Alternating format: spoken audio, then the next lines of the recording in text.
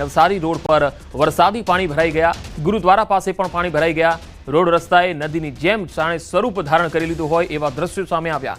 પાણીનું વહેણ જબરદસ્ત જોવા મળ્યું। વાહન ચાલકોને ભારે હાલાકીનો સામનો કરવો પડી રહ્યો છે।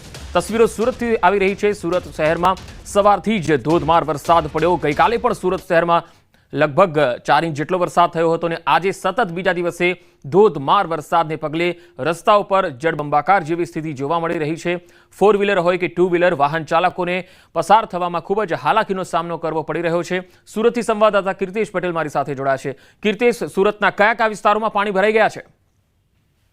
બિલકુલ પંકજ, જે રીતે હવામાન વિભાગની આગાહી છે, આગાહી વચ્ચે જે રીતે ધીરે ધીરે શરૂ થયેલો વરસાદે પોતાની ગતિ વધારી હતી, જેને લઈને કહી શકાય સુરતનો નવસારી ઉધના નવસારી રોડ છે કે જે સિમેન્ટ કોન્ક્રીટનો રોડ બન્યો, પાણીના નિકાલની વ્યવસ્થા નથી, જેને લઈને મુખ્ય માર્ગો પર પાણી જોવા મળ્યા હતા। જો કે વરસાદે વિરામ લેતાની સાથે ગણતરીની મિનિટોમાં પાણીનો નિકાલની શરૂઆત થઈ ચૂકી છે।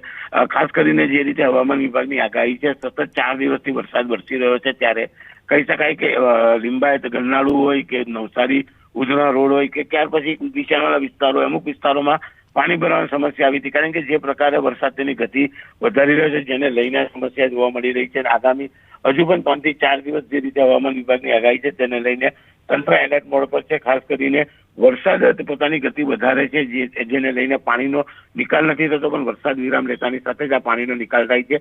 વહેલી સવારથી ધીરે ધીરે શરૂ થયેલા વરસાદે ધમાકેદાર બેટિંગ કરી છે।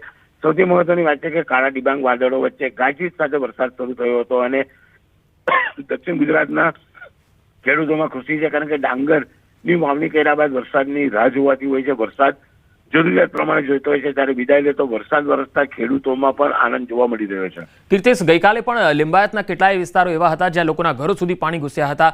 ગઈકાલથી લઈને આજ સુધી જોઈએ તો આંકડાકીય દ્રષ્ટિએ સૌથી વધારે કેટલા ઇંચ વરસાદ કયા વિસ્તારમાં છે? બિલકુલ કહી શકાય કે સુરતના અલગ અલગ વિસ્તારમાં વરસાદ પોતાની પેટર્ન પ્રમાણે વરસતો હોય છે, ત્યારે લિંબાયતમાં સૌથી વધુ છેલ્લા 2-3 દિવસથી વરસાદ વરસી રહ્યો છે।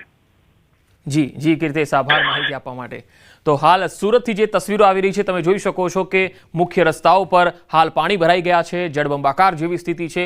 ગઈકાલથી લઈને આજે એટલે કે લગાતાર 2 દિવસથી અહીંયા ધોધમાર વરસાદ પડી રહ્યો છે। જો કે હાલ વરસાદ વિરામ લીધો છે એટલે પાણી ઓસરવાના શરૂ થઈ રહ્યા છે, પણ સુરત શહેરમાં છેલ્લા 2 દિવસથી વાહન ચાલકો વરસાદી પાણી ભરાવાના કારણે સમસ્યાનો સામનો કરી રહ્યા છે।